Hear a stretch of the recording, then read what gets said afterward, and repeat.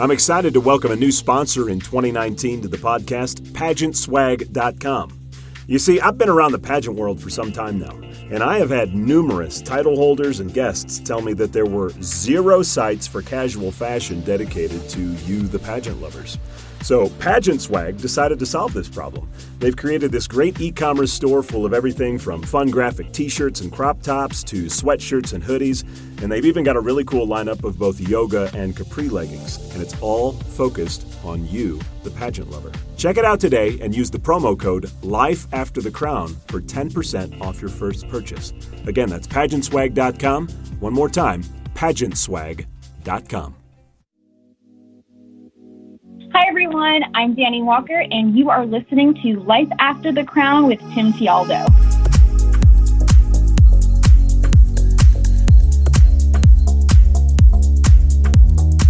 Hey everybody, my name is Tim Tialdo, and welcome to Season 2 of the Life After the Crown podcast. Now, if you haven't had a chance to listen to any of the previous episodes, I do encourage you to go back and listen because there are many valuable interviews that you will definitely gain some wisdom from.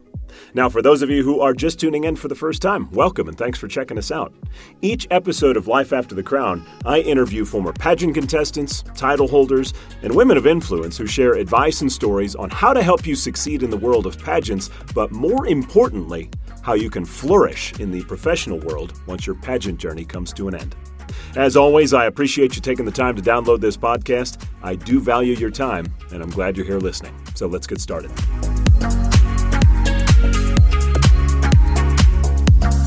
My guest today was Miss Montana USA 2018 and is also the creator of Pageant Access, a personal branding, interview, and runway coaching service for the pageant industry. She is a YouTuber and communications coach awarded for Best Content and Social Media at the 2019 Global Beauty Awards and shares weekly vlogs and tutorials that range from style tips to influencer strategies. As a devoted volunteer, she's worked with over 50 nonprofit organizations since 2004, which work to address sustainable solutions for poverty. She approaches business and life goals with the motto, "What can I give instead of what can I gain?" Because she believes impactful success centers around service. Dani Walker, great to catch up with you finally, and welcome to Life After the Crown. Thank you so much, Tim. Thank you for inviting me, and honestly, thank you for creating this podcast. I feel like on behalf of pageant girls everywhere and contestants, because I believe there was such a need for it to talk about what do you do after you get that dream title. Well, I'm very appreciative of that because honestly, when I started it, I'm like, I don't know if anybody's going to listen to this or not, but I saw the need at the pageants that I hosted with a lot of the title holders that I worked with when things were over. It was really hard for them. And I was like, somebody's got to deal with this, and I guess it'll just be me. So thank you for saying that. That means a lot. We appreciate it. Yeah. Well, so let's talk about your journey instead of after. Let's talk about it before Miss Montana USA last year. And really, I would love to know how pageant life began for you. So I guess at what point in your life did you decide, you know what, let's do a pageant? Sure. So that goes all the way back to 2004. It was my 14th birthday. It was actually my very first pageant, so I'll never forget the actual date that happened. And it was for a very small pageant system just in my hometown. And the reason I got involved was because my mom and my aunt, who are very, I would describe them as very feminine, they saw me, who was a then tomboy, and thought that I just needed a little bit of help in that junior high school type age to kind of refine my communication skills and just my wardrobe and styling. And they thought the best way to do that was by entering me in a pageant. So it was not my idea. I had always watched Miss USA and Miss America on TV, but it wasn't necessarily something I really was asking or begging to do. And I competed in that, didn't place, didn't get anything. And I ended up being invited to another pageant after that, which I'm sure a lot of your listeners are familiar with, National American Miss. Oh, of course. And right, and I talk a lot about National American Miss on my YouTube channel because as a young woman, it was really instrumental in encouraging me to continue to pursue pageants on that, I would say, larger scale at that. Obviously, Miss USA, it's on national television. It's a really big deal. So that organization was instrumental in encouraging me to continue that pursuit, but also it helped me a lot with goal setting and improving all of my communication skills. And that's what interested me, was the growth, and also seeing the title holders that I would see get crowned, that would go on to Miss USA or Miss America and then accomplish great things beyond that. Those women really inspired me, and I just said, I want to do that too. So I believe I was 21 years old when I finally started competing in the USA system, when I finally mustered up the courage to do it. And it took me 7 years to win my USA state title. And I know that that's not uncommon for a lot of other young women out there. So ladies, if you dream of reaching that Miss USA stage, just keep at it. Don't give up that dream as long as you still haven't aged out yet. Well, good for you for the persistence and the perseverance to get to, I mean, that's, 7 years. It's, I think most people after 3 or 4, they're like, I don't know if this is for me or not. But good for you for doing that, and certainly sets a great example of what it's like to not quit and give up. But you had mentioned something that it kind of caught my ear, because I've heard it many times, and that is you were a tomboy and you really had no interest in competing. I had another coach on not too long ago, Brittany Guidry, Empowering Crowns down in Louisiana. She was a tomboy, and both of you ended up doing very well in pageants. In your opinion, is there a reason why you think tomboys end up doing well? Because I see it all the time. I'm not sure if it's because I was a tomboy, but I think that when girls grow up primarily around boys or playing with boys, we start to really develop this kind of competitive nature.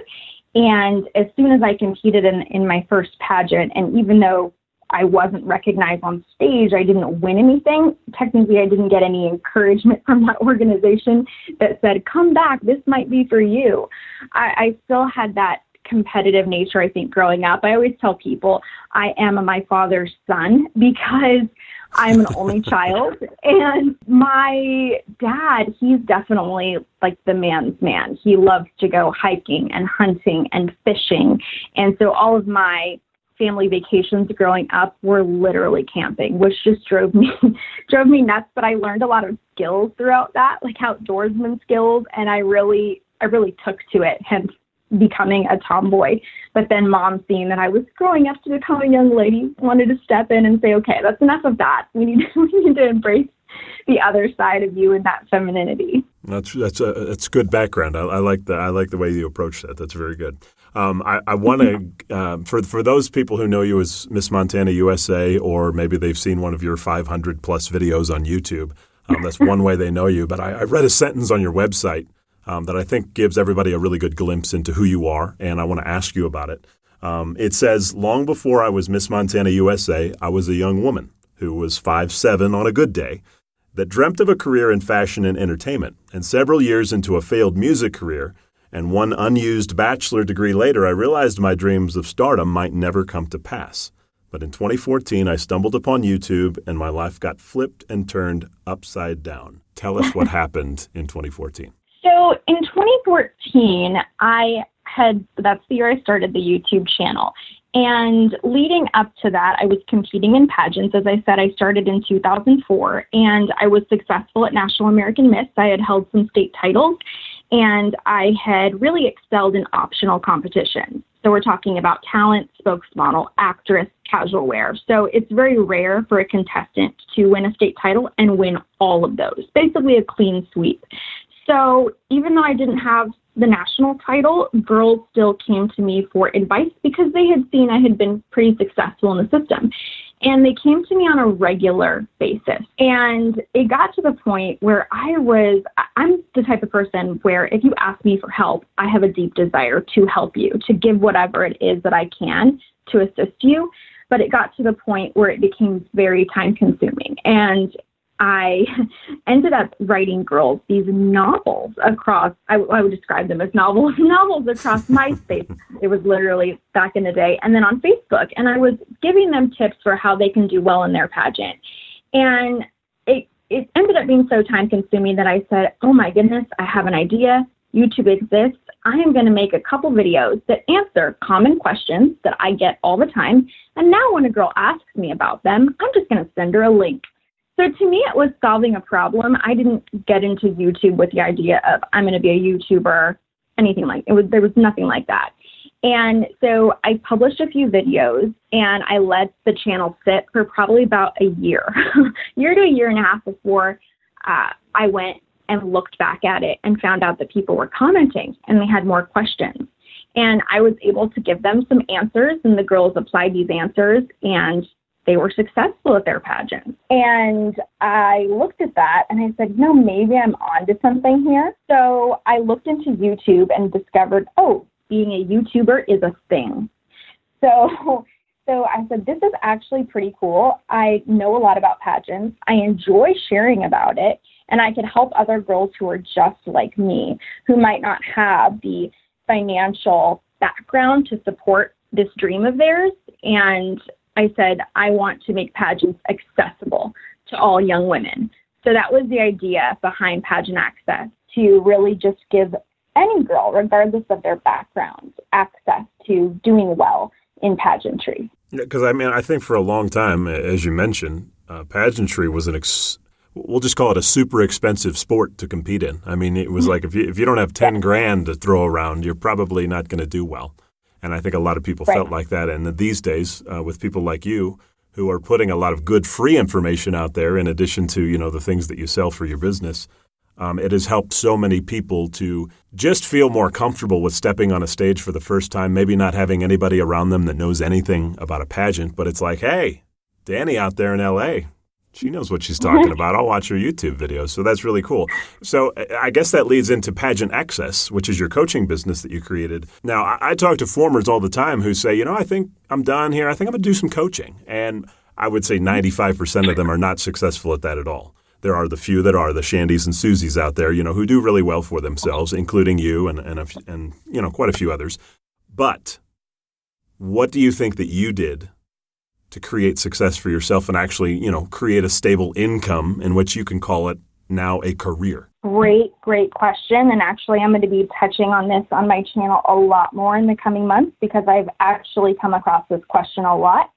And I think that what I realized was the power of social media and the power of telling your story, building a brand, and using free resources. So it's not just one simple answer, obviously, and it took time to build.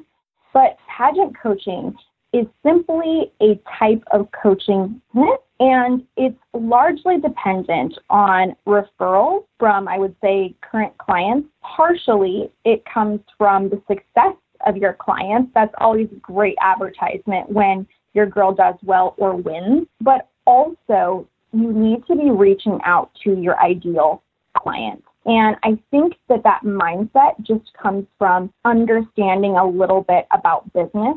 So what a lot of people don't know is when you talk earlier about how I had this failed modeling career and music industry career and didn't use my college degree, what people didn't know is those sort of down years for me, I would say, I was so broke. I would walk myself to the library and I said, there are other people who know more than I do about business, and they have given away their information for free via the library. And so I literally used to just sit and read books about finance, business, and entrepreneurs. And I said, oh my gosh, my pageant coaching business isn't just, this small thing. I could make it huge. I could be very well known in this industry if I take it and approach it from a business aspect like other people do.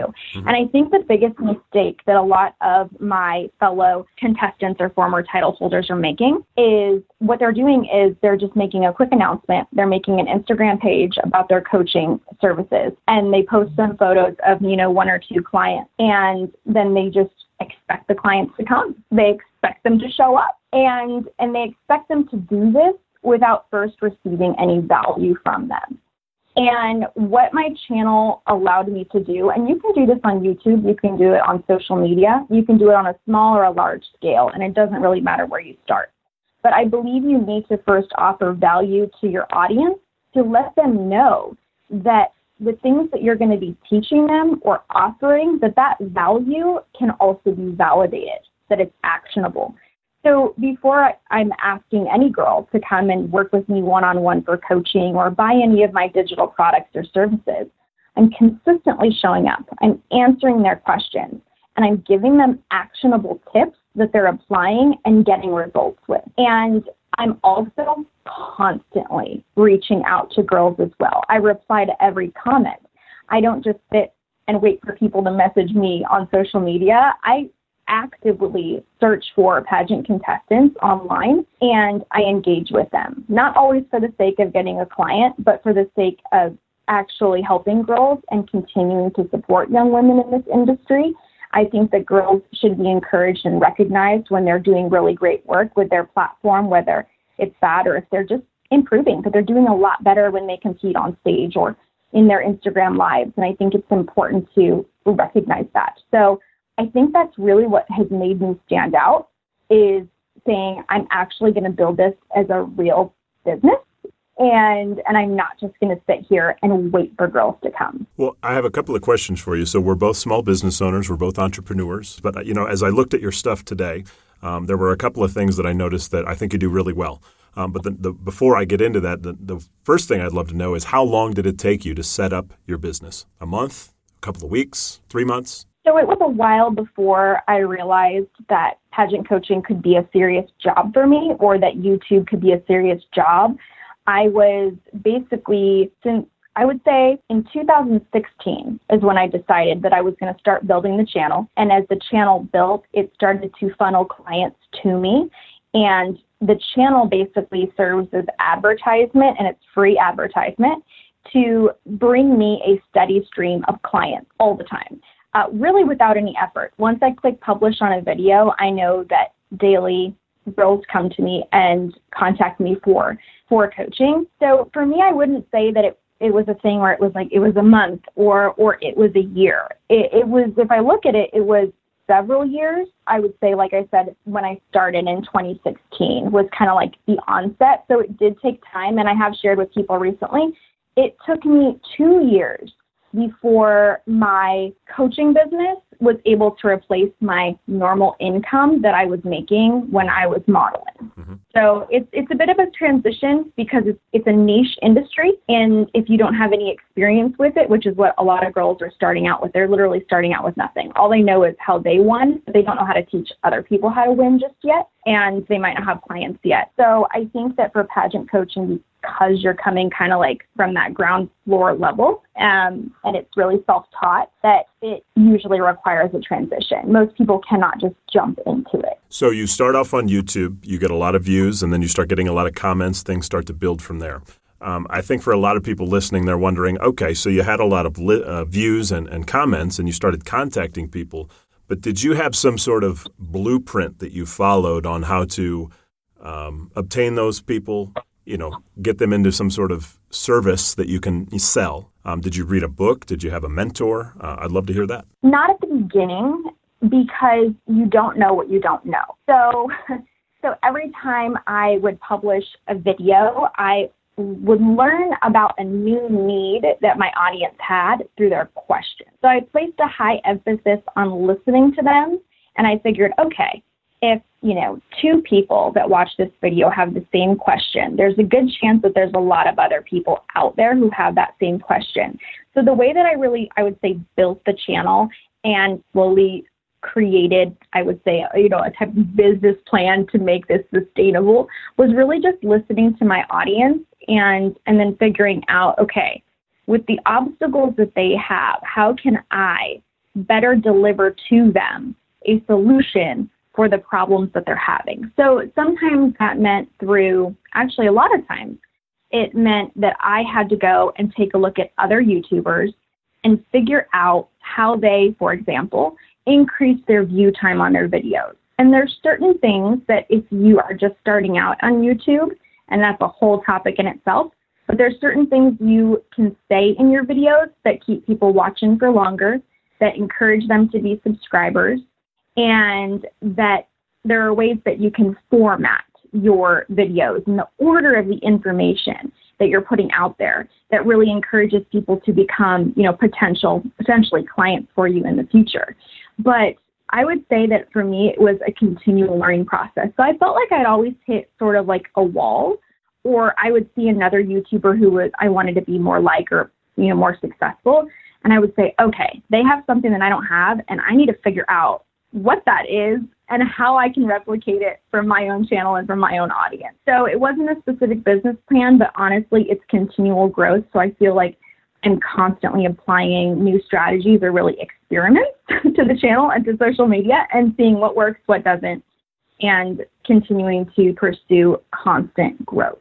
Well, from the outside looking in, and you can tell me if I'm wrong here, I think one of the main strategies that makes you so successful at this point is this whole myth of pay to play. There are a lot of people out there, they've competed, they've won state titles, maybe even a national title, and their viewpoint is, if somebody wants it from me, they're going to have to pay me to get it. Whereas you put a ton of free advice out there, free information, and that leads people to want to ask more questions, and that eventually leads to say, hey, do you want to work with me? I do offer a service. And then they're like, well, heck yeah, I want to work with you. And it's that process of giving before getting that I think a lot of people, they just don't get. Is that sound about right? Oh, 100%. And I would say that people who I already, like I said, sort of did it naturally, because for me, YouTube wasn't going to be a job. I literally started it because I said, I came from a really difficult financial circumstance growing up. It was hard for me to compete in pageants. I was out there. I was asking for sponsors. And I said, I know that there's other great young women out there who are just like me, that are so deserving, that would be wonderful representatives for an organization that just need a little bit of help. So it started naturally. But I would say what really fostered that idea were other authors that I would read from. Like I said, I would just sit and read business books when I was super broke, and I couldn't even afford to buy the books. So I went to the library and I want, when you want something bad enough, you'll make it happen. But nowadays, the people that influence me the most are other podcasters. So I listen to Jenna Kutcher, the Gold Digger podcast, super obsessed, Julie Solomon, the Influencer podcast, and then Amy Porterfield's podcast, who was actually a mentor of Jenna Kutcher. And these women are such great examples of generosity and really serving others and realizing that I believe, kind of a key to success is living in abundancy and, not being afraid to share, to give to others. I think that the more that you give, really, the more you get back. Well, look, you've done a great job of that, and I just appreciate what you do, and I know a lot of people listening do as well, and I just please keep doing it. And like I told you before we even got on here, we need more of you, because that giving attitude, that spirit of gratitude for just what you have and giving that back to others, that seems to be fading in a lot of areas of society, and it's scary. But, it's just nice to see people who have that spirit and push it out there. So thank you for doing that. I did want to ask about the videos. Now, you are known for kind of having raw honesty in your videos and just telling it like it is, which, by the way, is needed as well. Do you find it hard to be real sometimes in a modern day culture that doesn't often like to hear the truth? Of course. I feel that all the time. The times where I feel it the most is whenever I record a pageant recap. Oh, yeah. And people people ask about it. And what's tough about the recaps is that I tend to meet these girls in person because we run into one another at events, and I meet them before they compete, or I'm friends with them because it's a small industry. And so I'm always torn between how honest I can be without hurting a close friend's feelings. So the approach I like to take for my recaps, and the reason I think that I am known for that honesty, is the way that I present it. So it's a really simple thing. All I do whenever I recreate these, or whenever I create the recap, is say to myself, what if the girl who I'm talking about sees this video? I think about how she might feel seeing the video. And that helps me to do my best to never personally attack someone or criticize them for something that has to do with, I would say, their character, something that really makes them them. So what I focus on with my recaps, and the honesty you're really referring to, is I really always believe everyone's a work in progress. So whenever I comment on a girl's performance, I like to look at it from the scope of, okay, here's how she did. What can she either learn from it to make an adjustment to improve, to do better, in my opinion, or what can somebody else who may be going through the same thing take away from her performance and apply to their own strategy for getting ready for their pageant. And I think I just take it from a view of constructive criticism and being real with people. I think that's really important. I was just speaking to a girl yesterday who is interested in working with me for coaching, and she was perplexed on why she's never placed if she has been competing for so many years. And she sent me her social media. I took one look at her social media and I said, oh, okay, judging by the things you're wearing and how your hair and how your makeup looks, I got to be super honest with you because I know you're frustrated because you're not placing, and I'm going to tell you exactly what you can change right now, instantly, to end up placing better at your next competition. And she messaged me back and she said, oh my gosh, nobody has ever been kind of like that brutally honest with me about my, like physical appearance getting ready for a pageant. And she immediately said, I want to book with you. I want to coach with you now. And I said, okay, cool. But I think it's important to be honest so people can really trust your opinion. And I think establishing trust in any industry, in any way that you want to influence people is really essential for your success. Your audience has to trust you. Well, and look, you are exactly right. Anytime you go, and I'm at a lot of the state pageants and, of course, the national pageant, every single one of the girls comes from their own little circle in which they are a very, we'll call it a big deal. And they are not used to people telling them anything that doesn't make them happy, whether that's guys telling them they're beautiful or girlfriends saying, oh, you're going to do awesome, you're going to kill it up there, you're going to win. And the first person that says it to them, it's almost taken an offense for a second. And then, they realize that person like you might have credibility and go, well, maybe I'm not hearing something I need to be hearing. And then that's where, a lot of times coaching begins for some of these people. So again, the raw part, it's needed. And I love it. I love that you say it. And I love that you say it with some, couth and respect, because there was a movement that started, 5-10 years ago.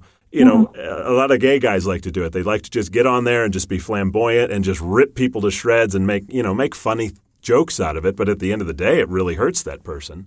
And it's just nice to see that there's another approach to it that, hopefully takes flight here. I hope so, because I look at that approach and I think, what value is there in that? If you truly care about someone, the honesty and the type of critiques that you're giving them are in their best interest. And you really don't want to crush someone if you're truly invested in helping them grow.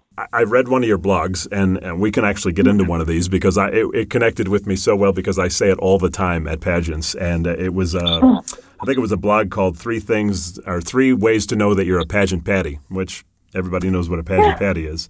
But the first one was dead on, and it was that ultra common pageant patty follow up to an interview answer with "Thank you."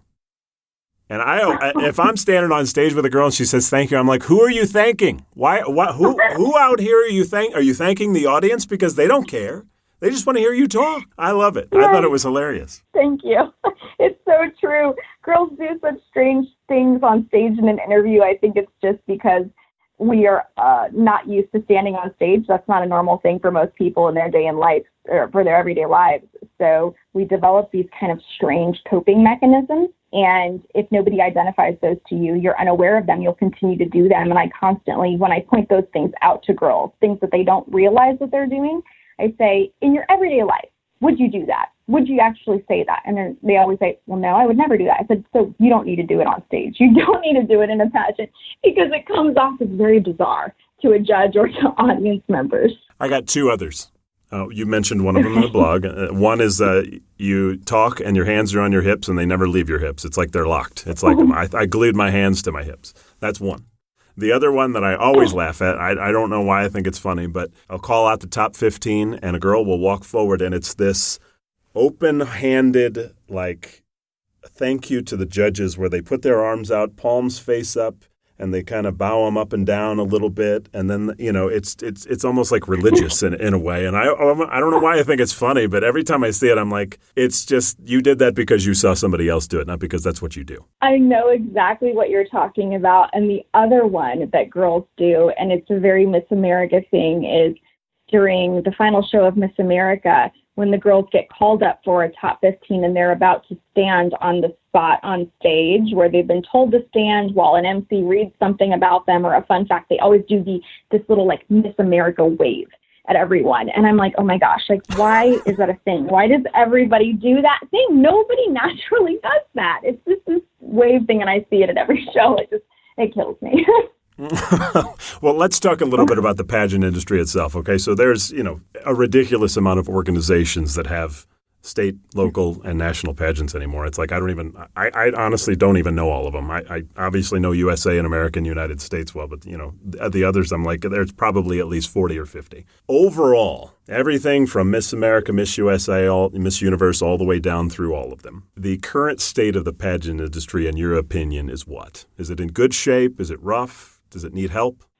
That's a really good question. The current state of the pageant industry for all organizations. And you know what? If we just want to concentrate on America and USA, let's do that. just to make it easier, because those are the public ones. I was going to say, how much time do you have? Because obviously, if you watch my channel, I have a lot of opinions.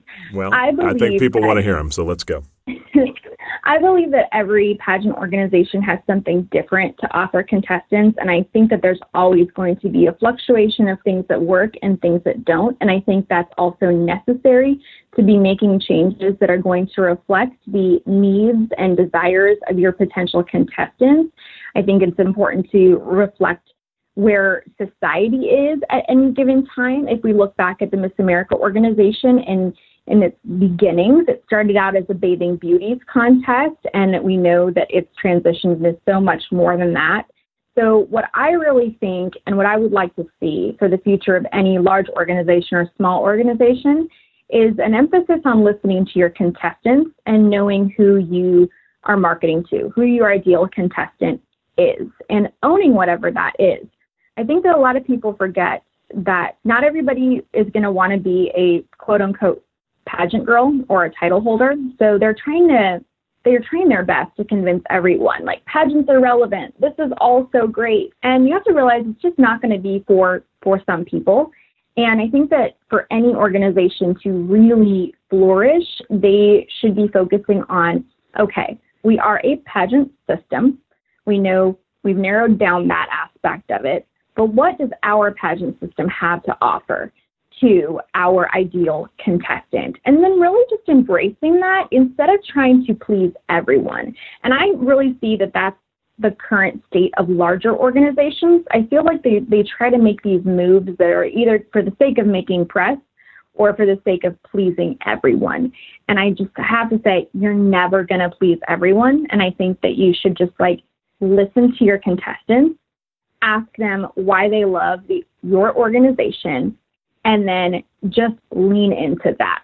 Lean into what you have to offer, because you exist to serve these young women. Mm-hmm. You exist as a stepping stone for their bigger goals, and that's evident because the title only lasts 1 year. This is not a career, and I think it's important to understand your great role and influential role in these young women's lives and really what you have to offer and why they're competing. That's some really good stuff. I'll give you my two real quick on just the two big organizations, okay? So Miss America, I think they're in a massive identity crisis. I think they're in real trouble, and I'm not, for those of you who are listening who are Miss American contestants, that's not a shot at you. It's a shot at your leadership. Your leadership is in real trouble because they do not know what they're doing right now, and they've made it more about themselves and their tradition than they have about you and your success and actually, doing something that's going to grow the organization and make it better and make it more valuable to you. On the Miss USA side, I think William Morris Endeavor and IMG, when they bought it, I think they filtered way too far into politics and societal, cultural issues that they've tried to really make prominent in the pageants, and it's really stained it quite a bit for a lot of people, rather than making it what it is. I mean, these are all, at the end of the day, they are beauty pageants. That word's never going to go away no matter what Gretchen Carlson says. I don't care what she says because she's not going to be there long. You can't get away from that. That's what's always made it great. Men or women, I don't care who you're talking to. That's what make them great at the end of the day. Because, Dani, am I lying here that every woman wants to feel beautiful? Am I lying? I think any person wants to feel great about themselves. You're totally right, man or woman. And I don't find any fault in focusing on improving your outer appearance or your inner appearance, as long as you're not neglecting either one. I think that there has to be a healthy balance between the two. But I think that people sort of vilify the idea of beauty in the beauty pageant industry. And I don't think it should be a negative thing, because we certainly celebrate it for everything else. We celebrate it when we look at our athletes, when we look at our celebrities. There are entire, magazines, What the Body issue, that features all of these amazing athletes and their incredible bodies and all the work that they put into it. And wow, they're so incredible. But in the same breath, we can't celebrate women at Miss USA or Miss America for all the work that they put into their bodies. It's a little bit of a contradiction for me. So I totally agree with you on both of those points, though. Miss America, 100% identity crisis. And I'm like, y'all need to get yourself together or it's not looking good. And I don't know if we'll get to that 100th year anniversary. And 100% for USA. The biggest, I would say, comments from girls is how political it's gotten, the emphasis of, needing to have a story, so to speak. And I totally agree. You're right. We should look at it for what it is. And I think, for me, at least, its role that it can play in just shaping a young woman's success in life. Look, and I say that as somebody who has worked for them, obviously. I mean, I did Teen USA, so it's not like I'm very vocal with everybody about it because I want it to get better and I want to see them succeed. But I think a lot, the organizations, those two in particular, they get caught in their New York City bubble and they think that everybody that thinks everything up there is what the rest of the country thinks. And I'm like, actually, it's probably about the opposite. And you just need to open up your viewpoint on what people are thinking and why they're participating in your organization. And you bring up some really good points there. So thanks for sharing. Thank you. Yes, that was such a great question. I loved that. Yes. You had mentioned about that all day. I know. We could probably go 3 hours on that if you want to. But you had mentioned earlier that you grew up in a low income and I believe a high crime neighborhood, which is becoming more and more common, in some of these suburbs of these big cities. How do you think that affected your life moving forward? Did you feel now that you have the gift of hindsight, was it a good thing or was it a bad thing? I believe that it can be a good thing because there are a lot of people that can rise out of adversity, but it's dependent on the choices that you make in life. And when I look back in hindsight recently, I believe that it gives me an element of relatability to my audience. So I didn't grow up with a silver spoon in my mouth. So when I share advice to young women on my channel about pageants or success, they know that I might be coming from a place very similar to them and that I have not been immune to some really difficult obstacles. And I know how it feels to be scared as a child and wonder, can mom and dad pay the rent? Is there going to be food when I get home today? Is our house going to be burglarized again? I grew up in that, I would say, mindset of fear of what's happening next. But also as a result, I would say of that, if I hadn't have participated in pageants, my mindset towards goals and success would have been very different. It was not until I competed in pageants where I was taken out of my own bubble and I got to meet other young women who came from maybe more affluent backgrounds or came from backgrounds like myself. And I got to see that at least in my mind's eye, we were equal on stage. When I jumped up on stage with them, the only difference was how much practice that I put in before getting onto that stage. And no matter the home that I went to at night, wherever I would return to, I could still do very well in a pageant based on how much work I was willing to put into it. So like you were asking, I think looking back, it's been actually a huge benefit to me, and it's been something that really shaped me. But at the end of the day, we all have to take accountability for ourselves and never use our initial circumstance as an excuse for not excelling or not going after our dreams. And pageantry, honestly, it did teach me how to dream. It taught me to see things for the potential that they have versus just always as an obstacle or always something that I wouldn't be able to have or achieve for myself. Well, look, your work ethic is obviously paying off. You won a state title in Miss Montana USA. This year, you were awarded Best Content in Social Media at the 2019 Global Beauty Awards. Congrats on that, by the way. I think for those listening who are trying to figure out how to build their social media brand online without giving away all your secrets, could you share some tips on maybe how to start? I totally give away all my secrets all the time, though. That's so funny. You do. So I will actually be coming out with some new episodes that are going to be dedicated more to building your social media following online. But in general, I would say, number one, figure out who your ideal audience is, whether that's a pageant audience, whether you have a personal platform, or let's say you're pursuing a very interesting career and people might want to know more about that career, but figure out who you're speaking to. There's a great quote, and it's by Julie Solomon, and she says, if you're trying to speak to everybody, you're speaking to nobody. And I said, wow, that's kind of really great. You can't please everyone. So as you're developing your social media and your content, and you're trying to figure out what kind of photos should I take? What kind of captions should I have?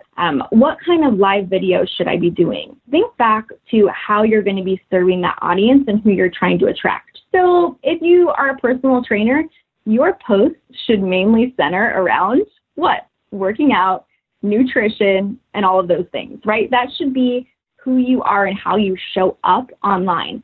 Sure, you can always share more about your personal life. You can always throw in a post about my dog, or you can always throw in, a post about something that you do as a side project or a hobby. But everything should basically be centered, I would say, around your ideal audience and how you're going to be serving them and how you're going to be giving them value. The other thing I would say is, as you are building up your social media, use planning to your advantage. Use intention when you're creating content. Obviously, that comes back to what do you want to share with people and who your ideal audience is, but make things easy on yourself by batching your content. So a lot of times, if I'm somewhere and I have full hair and makeup on and I have a great outfit on, I will take a bunch of photos in that one location and I won't post it maybe for months. And I will wait to use that content for the ideal moment. And doing things like that with intention makes it so much easier on yourself. So it looks, or it has this appearance that you're always showing up for your audience, even though maybe you're sitting at home in your sweatpants at the time, which is probably, it's like my norm. So planning all of that out ahead of time. And lastly, I would say the thing that's huge that so many girls are missing when they come to me and they're like, oh my gosh, I don't know why my social media is not growing. It's because you're not responding to any comments. It's because you're ignoring all DMs. It's because you're not actually taking the initiative to engage on other people's platforms. You are not tagging brands that you love. You are not using hashtags. You're simply not engaging with others, and you're just waiting for them all to come to you, and that's not the reality of social media. So whatever comes back to the same kind of point, whatever you're giving, you're going to be receiving back from this audience. So I know that every time I commit to being very engaged online, every time I set aside even 15 minutes a day, put your timer on, and to reach out to people, to comment on their posts, to like their posts, and to respond to everybody who commented on yours to make sure that they feel seen and heard, then my social media always increases engagement and boosts. So those things are huge. And what's that book? I think it's by Gary Vaynerchuk, The Thank You Economy, which is basically what you're talking about. Oh, I know. I have not read that one. I'll have to check it out. I'm familiar with who he is, obviously. He has so many great videos online and so much great advice. Yeah, you want to talk about raw. He's raw. That's his brand. See, so he knows his brand, and he just leaned into it. So you got to figure out what works for you. He certainly did. Well, hey, I have one more question before we get into our get to know you questions. Everybody wants to know, are you done competing? Oh, yes, 100%. I love life on the other side. I love it. And for me, competing at Miss USA, that was my main goal in pageantry, aside from maybe getting to compete as Miss Universe. And I believe it's important to choose organizations that align with your goals or things that you value. I personally loved competing at USA. I had competed in the America system. It was not the right fit for me. And I lived out that dream. And if I were to compete for any other pageant system, my heart wouldn't be in the same place as it was for USA or potentially for Universe. And I believe that if I went into a competition and if I were to win a different title and compete, then I would be doing a disservice to that organization. And also I would be taking away an opportunity, potentially if I won, from another young woman who might have used that title as something really great and instrumental in her life. And I take that very seriously. I know that whenever I entered a pageant, and if I were to win, that I'm taking that. I mean, sort of yes and sort of no, but I'm potentially taking away that opportunity from another young woman. And I would never want to do that. I would rather let other women step into these new experiences, things that they want to achieve through pageantry, because I feel like I really, I reached that point in my pageant career where I felt that great fulfillment. And I'm happy that I was able to do that. So you're officially a former. I am a former. I am retired and I judge and I love it and I host and I absolutely love it. It's so fun watching other girls now and getting to cheer them on. Oh, very good. Well, very good. All right. So it's time for, at this point of the podcast, I do my rapid fire get to know Dani Walker questions. It's 10 questions, totally lighthearted, meant to be fun. Fast as you want or slow as you want, it really doesn't matter. Are you ready? I am ready and very excited about it. All right, here we go. Number 1. Would you rather cuddle with a baby panda or a baby penguin? Oh, wow. Really got to think. You don't understand my love for animals and animal encounters. Okay, I'm going to say penguin right now just because I did attempt to do that and it was a failed attempt. Did it slide out of your arm? No, I booked an entire trip around it, and then I got there and they said that the tickets were sold out. So I didn't even get to see them. It was very difficult. I'm sure that was pretty challenging to swallow. Okay, number 2. Are lifeguards attractive? No, most lifeguards are high school or college students, so that's We'll just leave that. We'll just leave that anymore. there. Well, you got it. Number 3. Can you name one of the 7 dwarfs?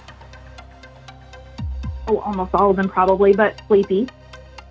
Right, that's perfect. That's all I need. Number 4. Would you want to live forever if you could? No. Oh my gosh. No, because your body deteriorates. I already have too many aches and pains. What if no you way. stayed? What if you could stay like 25 your whole life? Just would you do it then? No, I feel like I'd be lonely if nobody else could live forever either. That's true. All right, number 5. What's for dinner tonight? Oh, that's a really good question. I'm craving an acai bowl right now, which probably technically isn't dinner, but it might turn into dinner. So we'll see. Okay. Number 6. How many pull-ups can you do in a row? 0. I would love if I could do 1 though. 1, When I maybe was 2. a kid, I could do that. No, not even 1, unless it's an assisted pull-up. I can do an assisted one. That's about it. Okay. All right. Number 7. Favorite type of tea to drink? I love oolong teas, like white teas. My favorite, for sure. How do you spell oolong? OOLONG. Oolong. Okay. Number 8. How many cups of coffee do you drink a day if you drink it? I don't drink any coffee, only tea. Obsessed with tea. Probably a really good thing. Number 9. What is your ideal outside temperature? I'm a very cold person, so if I could be outside, it would be like 78 with a slight breeze. I'm a 72 guy. I like that. Okay. All right, number 10. What's something that you could eat for a week straight? Bread, without a doubt. Hands down.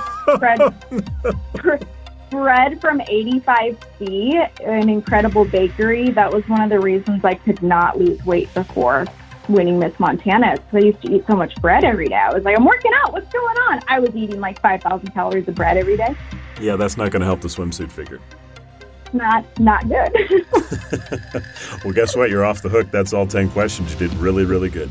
Oh, thank you. I mean, it's not a real game, so I don't really lose or win anything, but I loved it. I had fun.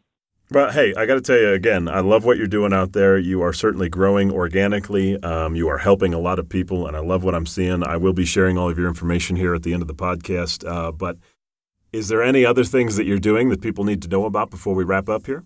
Nothing in particular. I did just launch, though, my first courses, which are another way of making pageant coaching accessible to all young women. So if one-on-one coaching is out of your budget, now I have these courses where I put together all the information that I share with my one-on-one clients, and I share those in my video courses. So you can go at your own pace and watch those and prepare for your pageant. And you can do that very easily through my website, DaniWalkerOfficial.com.